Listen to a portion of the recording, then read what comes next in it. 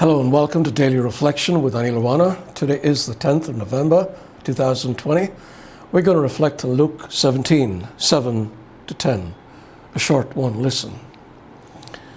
Jesus said, "Who among you would say to your slave who's just come in from plowing or tending sheep in the field, 'Come here at once and take your place at the table'? Would you not rather say to him, 'Prepare supper for me, put on your apron and serve me while I eat and drink. Later you may eat and drink'?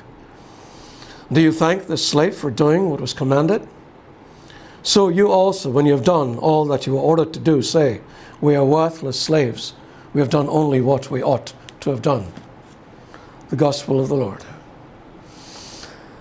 If I were to ask you to list the number one temptation that we face as human beings, most of you would probably say that it was sexual temptation. However, even though this does feature right there among the topmost temptations, the one that beats the others hands down is pride. And because it is a sin of the heart, it is easily concealed. Consequently, it is extremely dangerous. And a greater danger than the pride that comes in the world is spiritual pride, which very often creeps up on a person and eventually swallows him whole.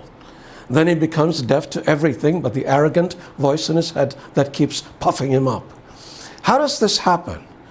It usually happens when a person is able to attain a certain level of spirituality, although this is using a standard of his own making. On this scale, the person compares his level of spirituality with that of others, and he comes up top. This is either by virtue of the things he does, for instance, the number of hours he prays, or devotions he does, or church services he attends, or by the things he has accomplished. For instance, his position in a church hierarchy, or just an impressive notch of achievements. So how does one identify this sin, which, as I've already said, is easily concealed, even from the person himself?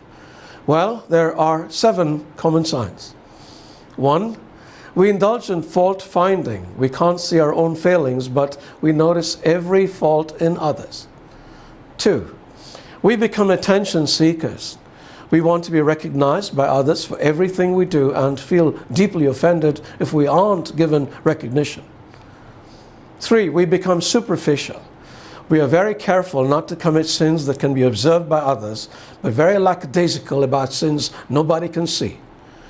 4, we develop a judgmental attitude.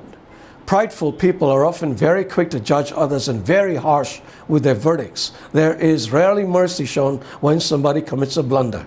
5, we become defensive. If ever attacked on any front, the prideful person gets very defensive, often retaliating viciously.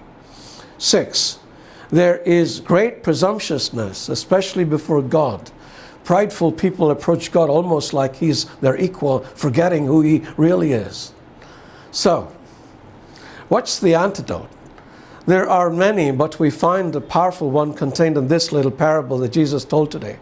Jesus is cautioning the spiritual leader or spiritual worker from getting puffed up because of how holy he believes he is or by how much he thinks he has accomplished. He's saying, "Yo, buddy, remind yourself of who you are every now and then.